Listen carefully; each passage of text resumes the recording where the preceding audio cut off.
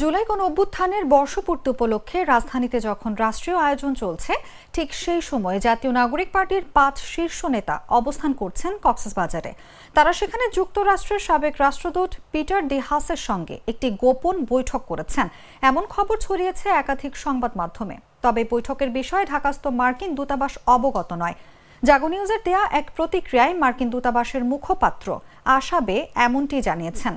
তিনি বলেন, সাবেক রাষ্ট্রদূত পিটার হাসের সঙ্গে আমার কোনো যোগাযোগ নেই। পিটার হাস এখন একজন বেসরকারি নাগরিক উল্লেখ করে আশাবে বলেন, তিনি কোনো বৈঠকে অংশ নিচ্ছেন কিনা সে বিষয়ে আমার কাছে কোনো তথ্য নেই।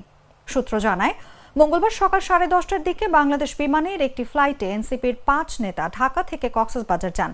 বিষয়টি নিয়ে সাংবাদিকরা নাসির উদ্দিন পাটোয়ারির কাছে জানতে চাইলে তিনি বলেন, এটা আমাদের ব্যক্তিগত সফর। পিটার হাসের সঙ্গে বৈঠক সংক্রান্ত যেসব খবর ছড়ানো হচ্ছে তা পুরোপুরি গুজব। আমরা এমন কোনো বৈঠকের বিষয়ে কিছুই জানি না।